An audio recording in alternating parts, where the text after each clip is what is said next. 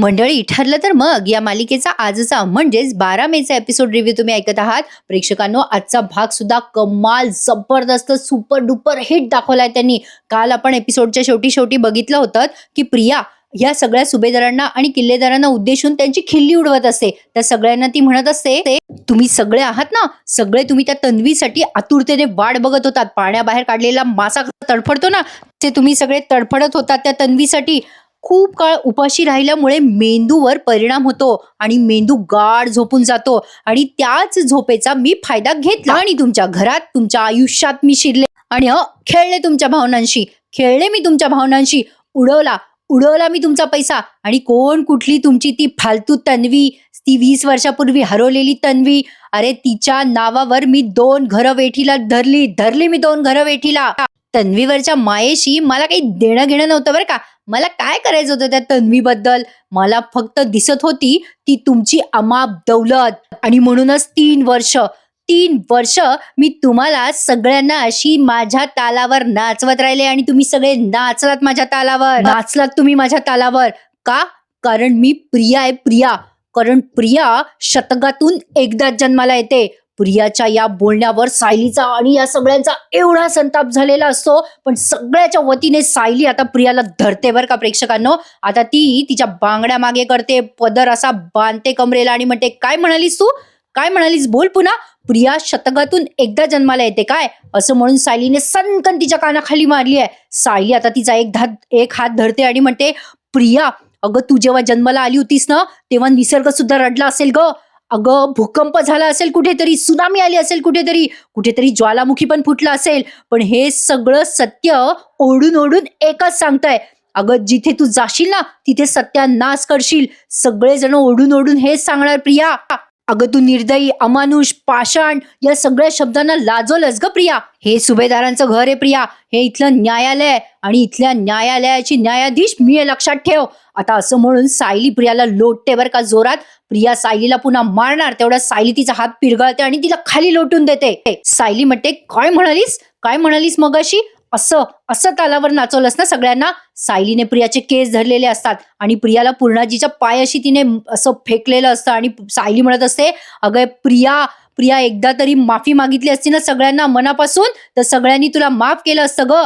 पण नाही अगं, पण त्यासाठी तुझं मन साफ असायला हवं ना. पण तुझं मन कसलं साफ आहे प्रिया.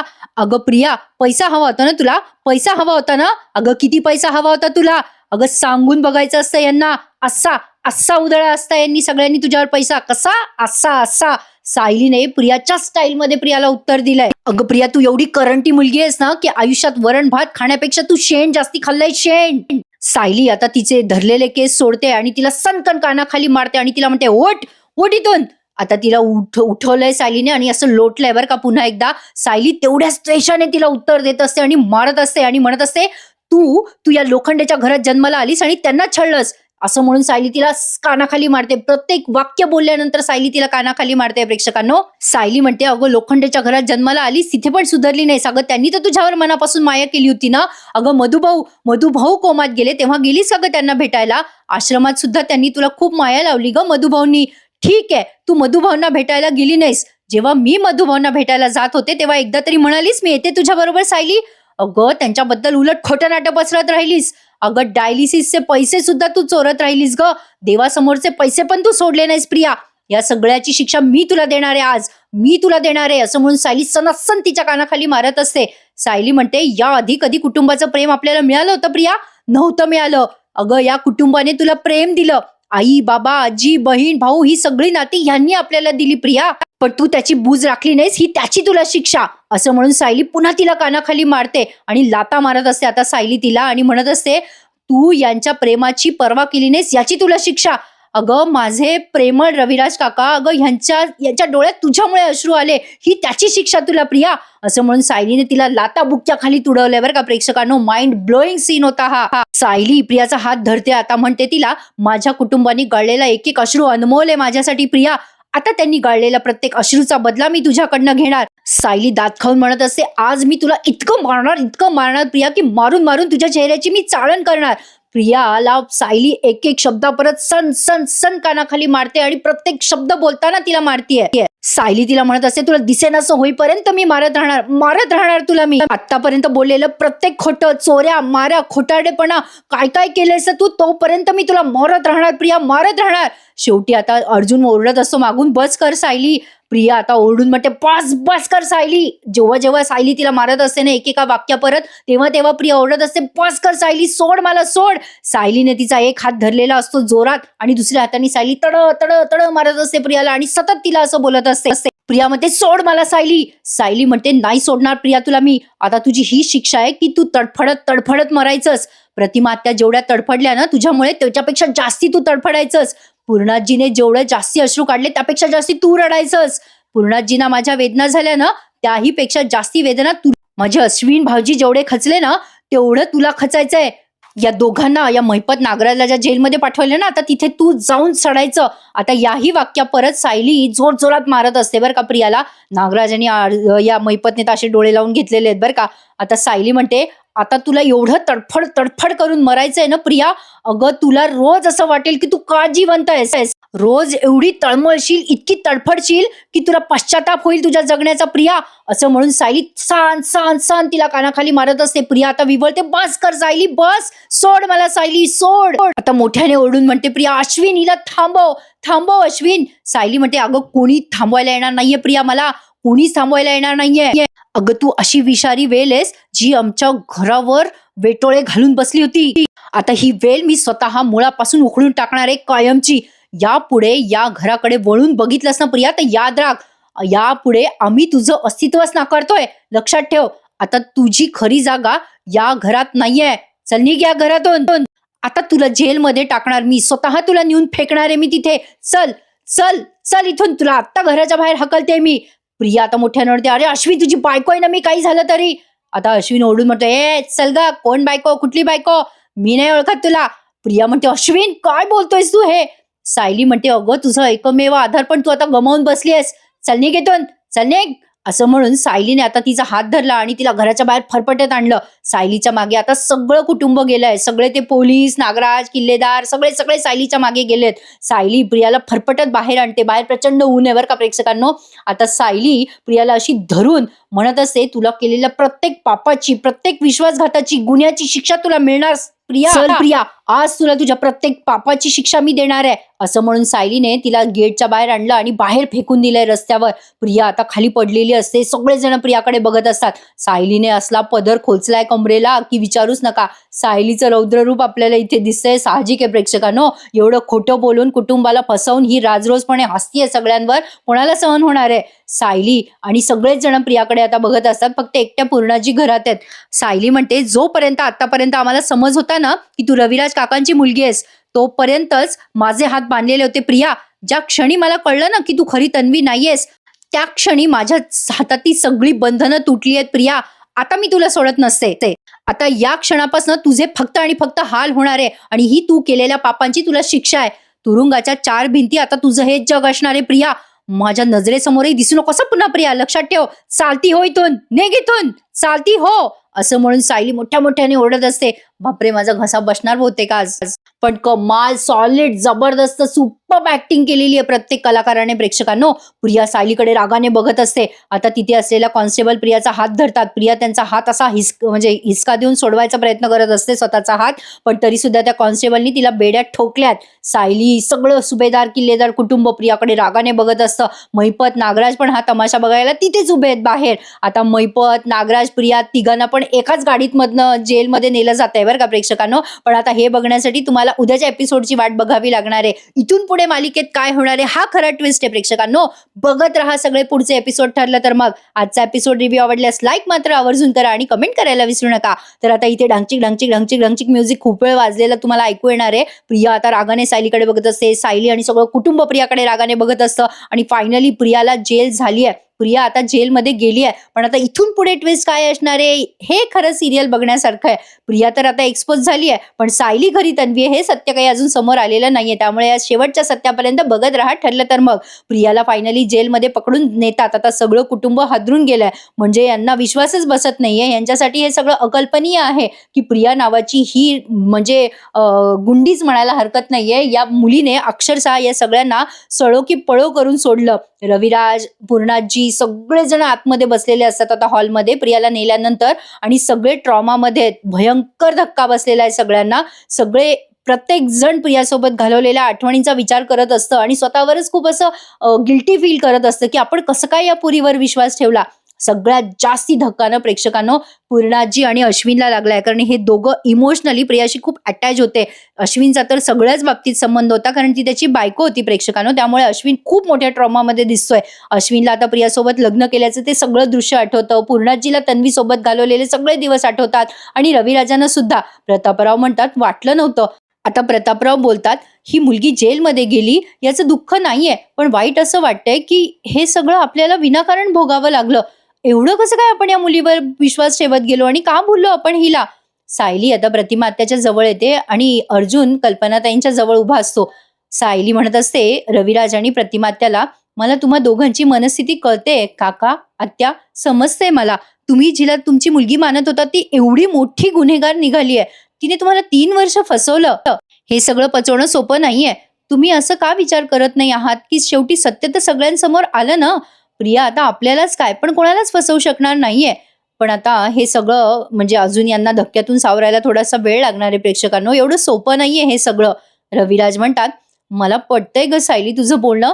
एवढा मोठा विश्वासघात झाल्यावर धक्का तर बसणार ना ग सायली, तो बसलाय का आता. रविराज म्हणत असतात मला ना आतून आता खूप असं हरल्यासारखं होत आहे. फार म्हणजे मला कळत नाहीये आपण एवढा कसं काय विश्वास ठेवला त्या पोरीवर. त्या खोटारड्या विश्वासघातकी मुलीला मी मुलीचा दर्जा देऊन बसलो. हे हे सगळं कसं काय घडलं माझ्या हातून. अर्जुन म्हणतो अरे सिनियर, नागराज, मैपत आणि प्रिया, साक्षी हे सगळे सामील होते रे या सगळ्यामध्ये. त्यात तुझी काय चुकी होती. आणि आपलं कुटुंब सिनियर, नागराज, प्रिया, साक्षी सगळे सामील होते रे त्यामध्ये. आपल्या जागी दुसरं कुठलं कुटुंब असतं ना तर आपल्याला म्हणजे आपण होतो म्हणून ठीक आहे, पण एखाद्या कुटुंबाला तर वाटलंच असतं ना की ती त्यांचीच मुलगी आहे. आयुष्यभर आपण तिला तन्वी मानत राहिलो असतं तर काय झालं असतं. रविराज म्हणतात बरोबर आहे रे तुझं अर्जुन, पण जेव्हा ही पोरगी वाईट वागत होती, त्रास देत होती, तेव्हा माझं चुकलं रे. मी तिच्या पुन्हा तपासण्या करायला हव्या होत्या. म्हणजे माझी मुलगी असं कसं वागेल ही शंका मला येत होती, पण तरी मी मी मी काहीतरी ऍक्शन घ्यायला हवी होती रे त्यावेळेला. आता प्रतिमा त्या त्यांना समजवतात अहो रविराज, तुम्ही स्वतःला का दोष देताय. अहो कुठले आई वडील आपली मुलगी वाईट वागते किंवा आपली मुलगी मनासारखं वागत नाही म्हणून तपासण्या करून घेतात का. आपण तर तिला आपली मुलगीच समजत होतो ना पोटची. हे सगळं आपल्यासाठी म्हणजे म्हणजे विश्वास बसण्यासारखं नव्हतंच. रविराज म्हणतात अगं पण प्रतिमा ती घरी आल्यापासून आपल्याला नेहमी त्रास देत होती, आपण काही बोलतही नव्हतो ग, आपण गप्प बसून राहिलो. या सगळ्याचा तर त्रास होणार ना.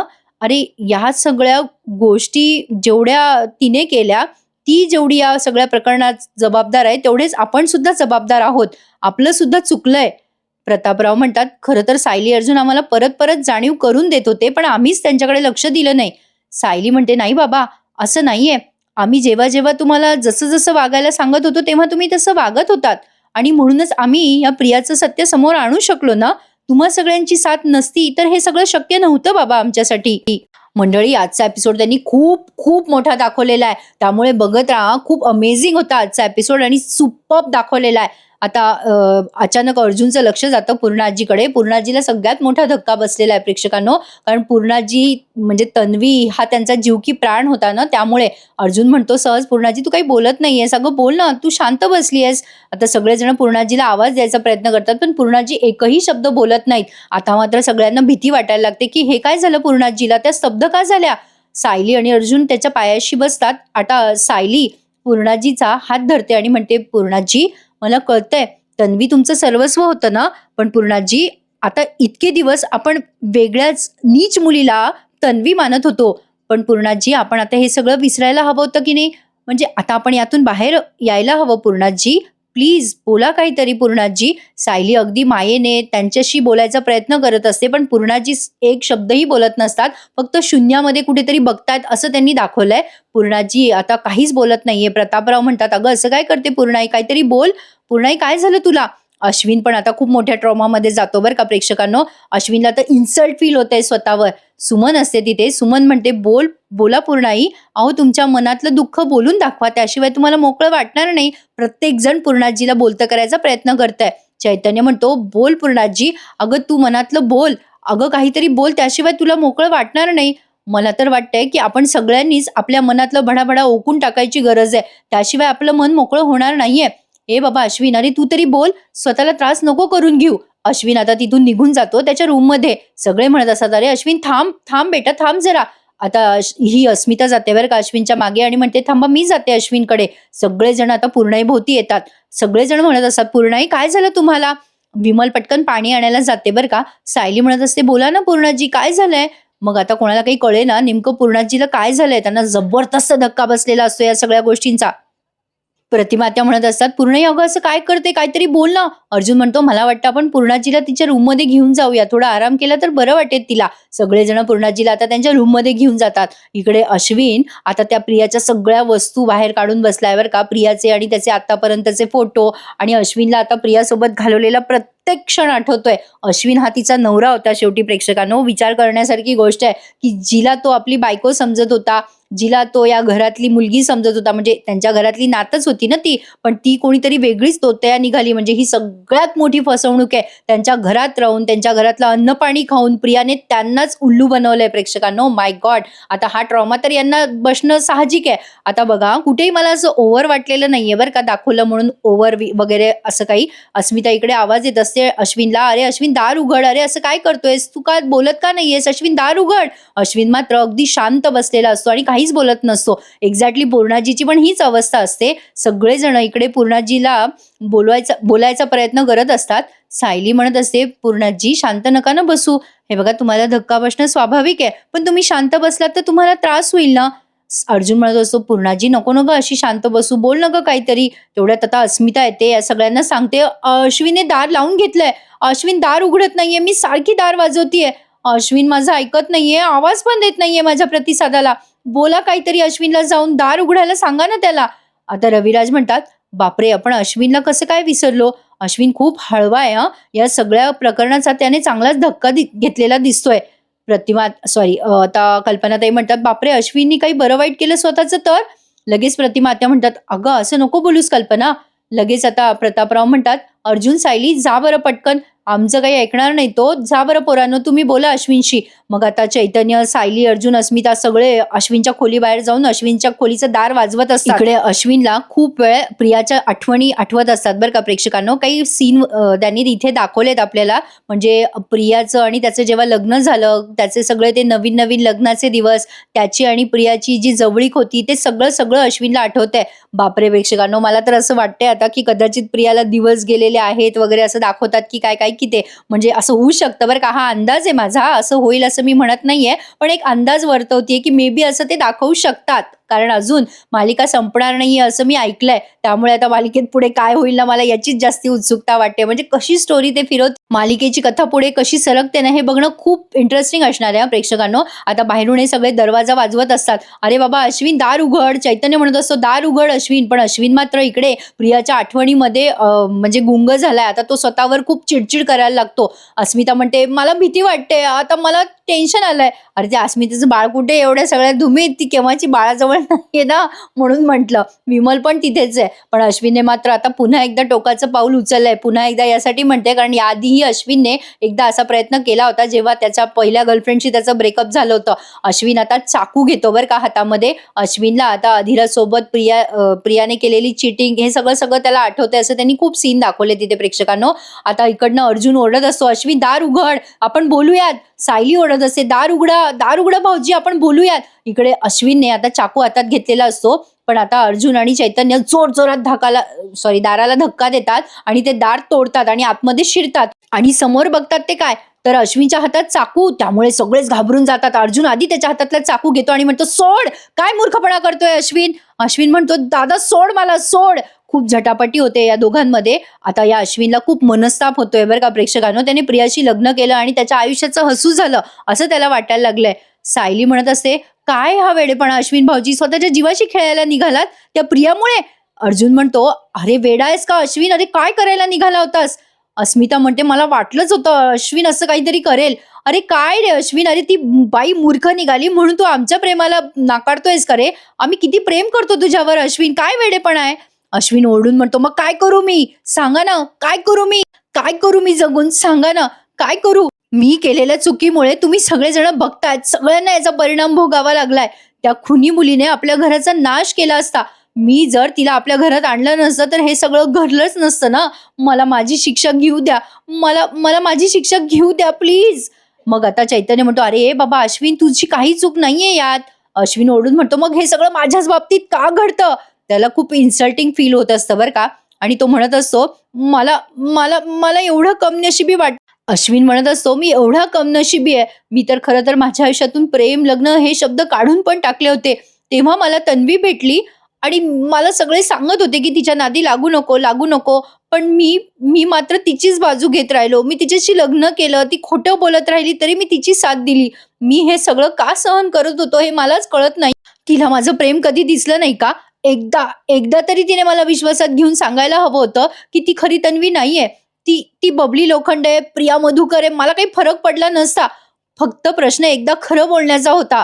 ती सतत सतत खोटं बोलत राहिली घरातल्या सगळ्यांना." सायली म्हणते, "अहो भाऊजी, तोच प्रश्न आहे ना. ती आपला विश्वासघात करत होती, खोटारडी होती, म्हणूनच आपण आता एकत्र राहायला हवं ना एकमेकांसोबत." "भाऊजी, असा आतताईपणा करून चालेल का? अहो हे काय करताय तुम्ही?" सायली अश्विनला समजून सांगायचा प्रयत्न करत असते, पण अश्विन म्हणतो, "पण माझ्या मनातून जात नाहीये ना की मी मी मी त्या मुलीला या घरात आणलं. ती तुम्हाला छळत होती माझ्यामुळे. मी तिचं वाटेल ते वागणं सहन करत होतो. मी मी कसं तुम्हाला तोंड दाखवू मला कळत नाहीये. मी तिच्या प्रत्येक वागण्याला प्रोत्साहन देत होतो ना. मला जगण्याचा अधिकार नाहीये आता." मग आता अस्मिता म्हणते, "ए वेड्या अश्विन, अरे असं अभद्र नको रे बोलू प्लीज." आता अर्जुन म्हणतो, "ए अश्विन, हे बघ तू काही स्वतःला करून घेणार नाहीयेस हं. मला वचन दे अश्विन, मला वचन दे." अश्विन म्हणतो, "दादा, पण मी माझ्या मनात आलेलं हे गिल्ट कसं सहन करू? मला तुमच्या समोर सुद्धा उभं राहण्याची लाज वाटते रे दादा. अरे मी एक काम करतो, मी कुठेतरी निघून जातो. प्लीज, प्लीज कोणी मला शोधण्याचा प्रयत्न करू नका. मला ना आता खूप त्रास होतोय." आता चैतन्य म्हणतो, "वेडा झालायस का अश्विन?" अश्विन म्हणतो, "वेडा झाला असतो तर बरं झालं असतं. माझा त्रास तरी कमी झाला असता. पण मला आता अशा ठिकाणी जायचंय जिथे तन्वी नसेल, तन्वीच्या आठवणी नसतील, माझं गिल्ट नसेल. मला अशा ठिकाणी जायचंय मला अशा ठिकाणी." असं म्हणून हा लगेच तिथून उठतो आणि पळून जातो बरं का बाहेर. हे सगळे त्याच्या मागे मागे पळतात. अर्जुन म्हणतो, "अश्विन थांब, थांब अश्विन." आता तो अर्जुन अश्विनचा हात धरतो आणि त्याला खाली बसवतो बैठकीमध्ये, हॉलमध्ये सगळे आता त्यांच्या. आता ते सगळे ओरडत असतात, "अरे अश्विन, वेडेपणा करू नकोस." आता सगळे मोठे माणसं पण पळत आलेत बाहेर. सायली म्हणत असते, "काय अश्विन भाऊजी, प्रियाच्या वागण्याची शिक्षा तुम्ही आम्हाला का देताय? काय वेडेपणा करताय अश्विन भाऊ?" सायली म्हणत असते, "अश्विन भाऊजी, तुम्ही असे घर सोडून गेलात तर कसं होईल आमचं?" आता कल्पनाताई, प्रतापराव सगळे आलेत बरं का बाहेर. रविराज, प्रतिमात्या. कल्पनाताई म्हणतात, "घर सोडून निघाला म्हणजे काय करतोय अश्विन?" आता चिडून आता अर्जुन म्हणतो, "डॅड, हा न आतमध्ये." आता बोलता बोलता अर्जुनने स्वतःला रोखलंय. प्रतापराव म्हणतात, "काय झालं अर्जुन, बोल. काय करत होता हा आतमध्ये? हे अश्विन, काय करत होतास तू, बोल." अश्विन आता नुसता रडत असतो बरं का. चैतन्य सांगायला जातो, "काका अश्विन आत." आता अर्जुन त्याला खुणवतो, "नको सांगू सगळ्यांना." पण चैतन्य सांगून टाकतो, "काका आत अश्विन स्वतःचा हात कापून घेण्याचा प्रयत्न करत होता, आत्महत्या करायचा प्रयत्न करत होता, जीव द्यायला निघाला होता तो." आणि हे ऐकून या सगळ्या कुटुंबाला प्रचंड धक्का बसतो आणि आजचा हा एपिसोड इथे संपून जातो. बट पिक्चर अभी बाकी है मेरे दोस्त. प्रेक्षकांनो, पुढचा प्रोमो खतरनाक दाखवलाय त्यांनी. सायली, अर्जुन आता अश्विनला समजवतात. अर्जुन म्हणतो, "अश्विन बस झाला, आता वेडेपणा करायचा नाहीये." प्रतिमात्या समजवतात अश्विनला, "अश्विन, अरे पूर्णाजीकडे बघ. अरे काय अवस्था झालीये पूर्णाची, आपल्याला तिला सावरायला नको का?" सायली म्हणते, "भाऊजी, जर तुम्ही असेच वागत राहिलात ना तर प्रियाचा हेतू साध्य होईल. हे सगळं करण्यासाठीच तिने आपल्या कुटुंबाला त्रास दिला ना, असं वागू नका भाऊजी." आणि इकडे नागराज, प्रिया, महिपत एकाच गाडीमध्ये जेलमध्ये चाललेले असतात. तेव्हा नागराज तिला म्हणत असतो, "प्रिया, अगं किती एकटी पडली ना तू, तरी तुला कधीच पश्चाताप होणार नाही ग. तुझ्या मनातला सैतान कधीच मरणार नाहीये. तू अशीच राहणार नेहमी आयुष्यभर." आता प्रिया खूप ट्रॉमामध्ये असं त्यांनी दाखवलंय बरं का प्रेक्षकांनो या सीनमध्ये. आणि इकडे पूर्णाजी सायलीला म्हणत असतात, "कुठे गेली माझी तन्वी, कुठे गेली? तुम्हा सगळ्यांना माहिती नाहीये का? माझी तन्वी तर माझ्या समोरच उभी आहे. ही बघा माझी तन्वी. त्या सायलीला तन्वी म्हणून बोलतात, पण त्या ट्रॉमामध्ये बोलतात प्रेक्षकांनो. मला नाही वाटत त्यांना सायली खरी तन्वी असल्याचं सत्य माहिती आहे. आता जेव्हा मधुभाऊ जागे होतील ना प्रेक्षकांनो, तेव्हा सायली खरी तन्वी असल्याचं सत्य उजागर होणार आहे असं मला तरी वाटतंय. पण आता मालिकेची कथा कशी दाखवतील हा इंटरेस्ट खूप वाढत चाललाय बरं का. म्हणजे मजा येणार आहे पुढे सगळं बघायला. चला तर मग आजचा एपिसोड तुम्ही एन्जॉय केलात ना, मग मला लाईक आणि कमेंट करून नक्की कळवा. आणि प्रेक्षकांनो खरंच काळजी घ्या स्वतःची, कारण बाहेर प्रचंड ऊन आहे आणि खूप उष्णता वाढतीये. त्यामुळे खरंच स्वतःची काळजी घ्या. उद्या भेटूयात पुन्हा एकदा. ठरलं तर मग या मालिकेचे नवीन आणि जबरदस्त अशा बरं झालं माझा स्वयंपाक झाला आणि एपिसोड आला. बहुतेक 10-1 मिनिटं मी उशिरा बघितला मे बी कदाचित प्रेक्षकांनो. त्यामुळे थोडासा वेळ झाला बरं का एपिसोड द्यायला 10-15 मिनिटं. पण काय आहे ना, एपिसोड केव्हाही येतात. सतत लक्ष ठेवावं लागतं मोबाईलवर. कामाच्या गडबडीत असले ना की विसरायला होतं. पण तरी सुद्धा लगेच एपिसोड द्यायचा प्रयत्न केलाय मी. पण आजचा एपिसोड खूप मोठा होता. आवडल्यास लाईक करा, मित्रमंडळींना शेअर करा आणि चॅनलला सबस्क्राईब करायला विसरू नका. चला तर मग टेक केअर. धन्यवाद.